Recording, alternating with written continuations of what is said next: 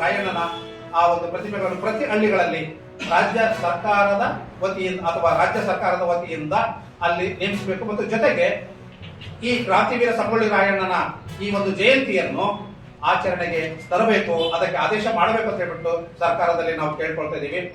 ಜೊತೆಗೆ ಶ್ರೀ ಜಗದ್ಗುರು ರೇವಣಸಿದ್ದೇಶ್ವರ ಸರ್ಕಾರ ವತಿಯಿಂದ ಜಯಂತಿ ಒಂದು ಆಚರಣೆ ಮಾಡಬೇಕು ಅನ್ನತಕ್ಕಂತಹ ಆ ಒಂದು ಮನವಿಯನ್ನು ಸಹ ನಾವು ಅಲ್ಲಿ ಮಾಡ್ಕೊಳ್ತಿದ್ದೀವಿ. ಹೀಗೆ ಕುರಿಗಾರರ ಮಕ್ಕಳಿಗೆ ಕನಕ ವಸತಿ ಶಾಲೆಗಳನ್ನು ಪ್ರತಿ ಜಿಲ್ಲೆಗೆ ಸ್ಥಾಪನೆ ಮಾಡಬೇಕು. ಆ ಮೂಲಕ ಆ ಕುರಿಗಾರರ ಮಕ್ಕಳಿಗೆ ಆ ಒಂದು ಅಧ್ಯಯನದ ಅಥವಾ ವಿದ್ಯಾಭ್ಯಾಸಕ್ಕೆ ಒಂದು ಅನುಕೂಲವಾಗುತ್ತದೆ ಅನ್ನತಕ್ಕಂಥ ಮನವಿಯನ್ನು ನಾವು ಸರ್ಕಾರಕ್ಕೆ ನಾವು ಸಲ್ಲಿಸ್ತಿದ್ದೀವಿ. ಇಷ್ಟು ಮನವಿಗಳನ್ನು ಇವತ್ತು ನಾವು ಸರ್ಕಾರಕ್ಕೆ ಸಲ್ಲಿಸ್ತಿದ್ದೀವಿ.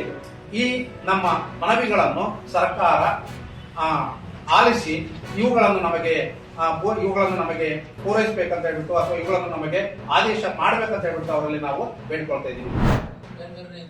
ದಾವಣಗೆರೆಯಲ್ಲಿ ಎಷ್ಟು ಸರ್ತಿ ದಾವಣಗೆರೆಯಲ್ಲಿ ಎಷ್ಟು ಸರ್ಕಾರಿ ಶಾಲೆ ಮುಚ್ಚಕ್ ಮುಂದಾಗಿದೆ ಸರ್? ಈಗ ದಾವಣಗೆರೆಯಲ್ಲಿ ಎಷ್ಟು ಸರ್ಕಾರಿ ಶಾಲೆ ಮುಚ್ಚಕ್ ಮುಂದಾಗಿದ್ದಾರೆ ಅಂತ ಸರಿಯಾಗಿ ಮಾಹಿತಿ ಕೊಡಲ್ಲ.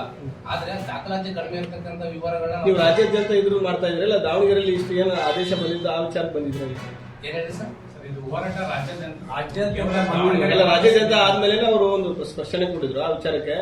ಮೊನ್ನೆಲ್ಲ ನೋಡ್ತಾ ಇದ್ದೀವಿ ಚನ್ನಗಿರಿ ಭಾಗದಲ್ಲಿ ಒಂದು 8 ಶಾಲೆಗೆ ಸೇರಿಸಿ ಏನೋ ಒಂದು KPSC ಮಾಡ್ಬೇಕು ಅಂತ ಇದ್ರು. ಆ ತರ ಏನೋ ಆದೇಶ ಇದೆಯಾ ಸರ್? ಇನ್ಸ್ಟ್ರಕ್ಷನ್ ಬಂದಿರೋದು ವಿಚಾರ ಗೊತ್ತಿದೆ ಅಂತ ಕೇಳ್ತೀನಿ. ಶಾಲೆ ಮುಚ್ಚಿದ್ವಿ ಅಂತ ಹೇಳಲ್ಲ ಅವರು. ಒಂದ್ ನಿಮಿಷ ಒಬ್ರು ಮಾತಾಡಿ. ಶಾಲೆ ಮುಚ್ಚಿದ್ವಿ ಅಂತ ಹೇಳಲ್ಲ ಸರ್ ಅವರು. ನಾನು ಹಾವೇರಿ ಜಿಲ್ಲೆಯಲ್ಲಿ ಮಾತಾಡಿದೆ, ಚಿತ್ರದುರ್ಗದಲ್ಲಿ ಮಾತಾಡಿದೆ. ನಾವು ಶಾಲೆ ಮುಚ್ಚಿಸ್ತಾ ಇದೀವಿ ಅಂತ ಹೇಳಲ್ಲ. DDP ಅವರಾಗ್ಲಿ ಅಲ್ಲಿರೋ ಆಡಳಿತ ಅಧಿಕಾರಿಗಳಲ್ಲಿ ಮುಚ್ಚಿಸ್ತಾ ಇದೀವಿ ಅಂತ ಹೇಳಲ್ಲ.